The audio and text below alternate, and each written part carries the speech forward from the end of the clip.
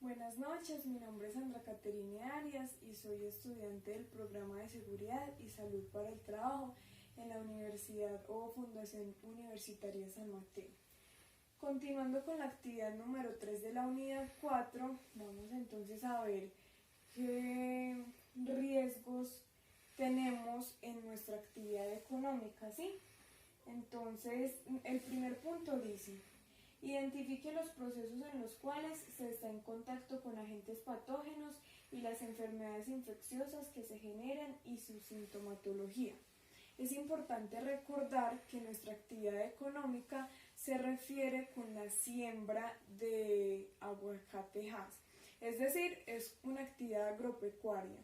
Y pues es importante destacar que allí encontramos diversas exposiciones a riesgos.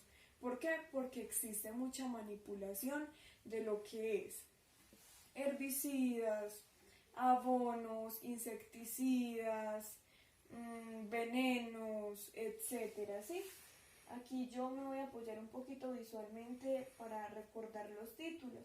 Entonces es importante que para cumplir con el nivel de calidad hay que dar exigencia al uso de todos estos productos químicos, porque a su vez ellos le van a brindar los nutrientes y el calcio necesario al terreno para que le transmita a el árbol, ¿cierto? Entonces, ¿qué es importante inicialmente tener en cuenta?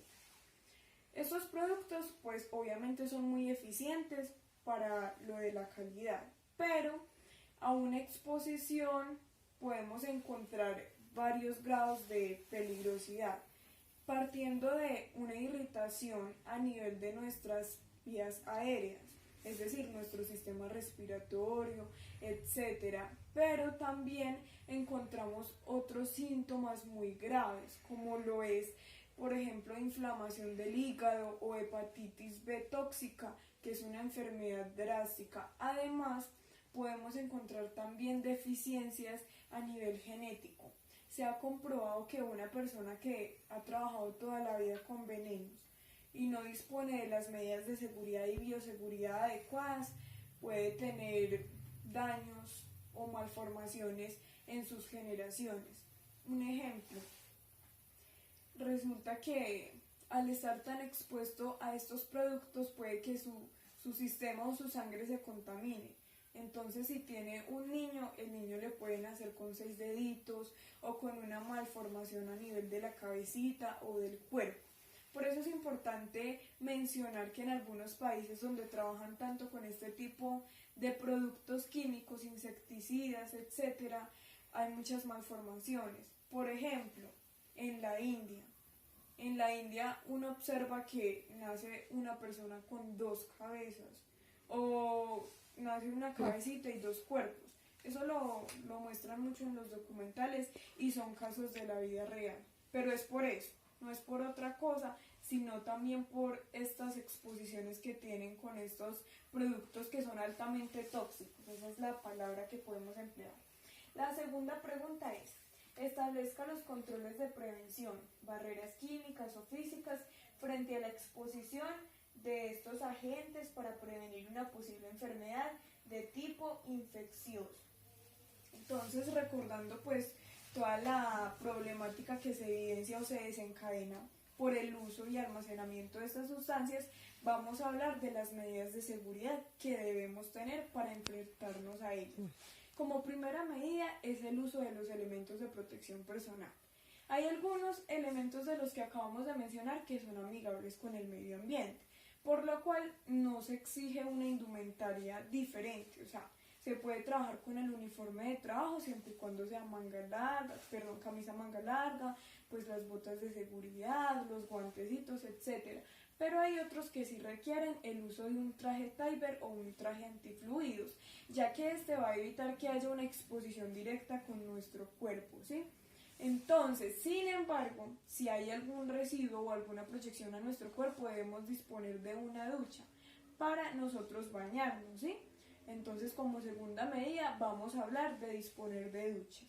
Que hubo una exposición, entonces, inmediatamente lavar el cuerpo con agua y jabón, pues revisando algunas cosas.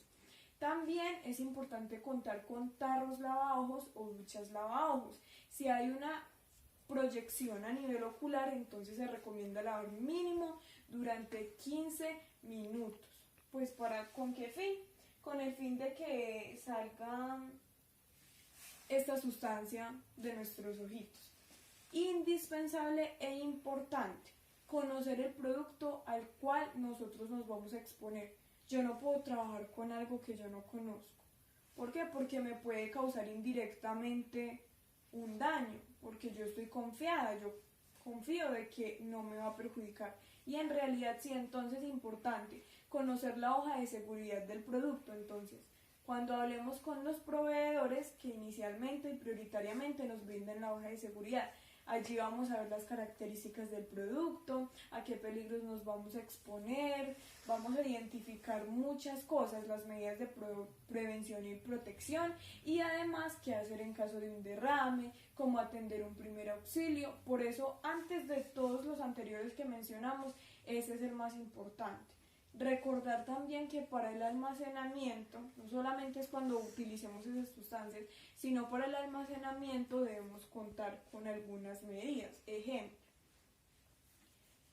el lugar debe estar ventilado, pero no puede tener humedad. Se recomienda hacer inspecciones periódicas para revisar cómo está el acopio de esta sustancia, ¿sí?